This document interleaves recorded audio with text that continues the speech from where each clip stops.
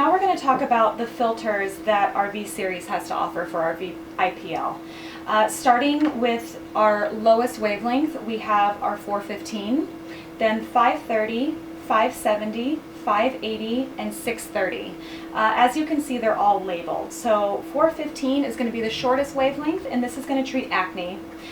We have one that stands for VP, and that's going to be vascular or pigmentation, and that's going to be 530 nanometers.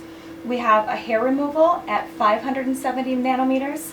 We have SR, which stands for skin rejuvenation, at 580 nanometers, and also a hair removal that's going to be longer and the longest wavelength that we use, and this is going to be for darker skin types and deep, dense, dark hair, and that's going to be the 630 nanometer. I'm going to show you guys how to clean the filters. Check your filter and make sure it is spotless. Any type of spot can actually cause a burn within the flash lamp. So not only is it going to ruin the customer's handpiece, but it can also burn the patient. So we just want to make sure that it is absolutely spotless. What we're going to be using is little alcohol pads, which are these, or you can use actual gauze and rubbing alcohol, either one. After I clean it with alcohol, I like to use the dry piece of gauze to go over it just to make sure it's not wet. Obviously alcohol is flammable, so that is not a good thing. So just make sure it's nice and dry. Okay, so this is what I mean by a dirty filter. If there's any type of smudge or fingerprint like this, any type of lint, fibers, or little spots, we want to make sure that those are off and nice and clean. So what you're going to do is you're going to take your alcohol wipe, or even a piece of gauze with alcohol, and you're going to wipe it down.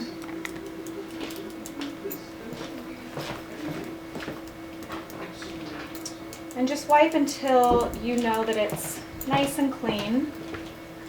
So after we wipe the smudge off, I take a piece of dry gauze and dry it off. Like I was saying before, we want to make sure that there's no alcohol in there because it's flammable. Just make sure it's nice and dry. Also, a trick that I like to do is either hold it up to the light, but even more so if they have sunlight in their office, I like to hold it up to the window, just make sure it's nice and clean. Okay, so now that we went over all the filters that we have to offer on the VIPL, I want to talk about the dummy filter. So this dummy filter is what ships with the handpiece, but also I want you to urge your offices to always put this on when they're done using the handpiece at the end of the day or in the middle of sessions if they're not going to be using it for a while. What this dummy filter does is it protects that flash lamp and light guide from getting any type of lint or dirt inside there. So we just want to make sure it's nice and protected with that dummy filter. So here's the main screen, and I'm going to show you guys how to log in. You're going to get the question from your customers, can we change the login code and personalize it to them? And the answer is no. Unfortunately, it's going to stay this. So it's 1, 2, 3, 4. That's it, and then log in. Now it shows your two choices. Whatever handpiece is actually connected to the device is going to show. As you can see here, only the VST is showing, and the reason for that is because it's the only handpiece that's connected. So as you can see, when I connect this, which we're going to show you a video on how to connect this as well, now it shows the VIPL and VST. I'm going to show you how to connect the VIPL handpiece to the device. So you can see this big piece here. It's going to line up with this little hole here. So just make sure that this is on the top and then everything lines up nice. And then you're just going to twist it on. And once it's all the way in and everything's connected, it will now show on the screen. Okay, so for the VST, it's very similar as the VIPL, where it has a piece at the top that's going to line up with this piece on the top. So just make sure you have that nice and lined up, and then you're just going to twist it on, just like the other. By FDA regulations, we have to have an interlock key. We call it just an interlock. So this has to be placed in the back of the unit. What you're going to do is you're going to push this piece in, and then it just locks right in there. So this piece has to be in the device at all times for it to fire. Okay, so now I'm going to show you how to connect the foot pedal. Also, the foot pedal has to be attached and has to be activated, meaning they have to step on it at the same time that they trigger the VIPL, and that's by law, by FDA regulations. So there's the top piece is a little bit longer than the bottom piece. It's a little bit shorter, and it lines up that way here.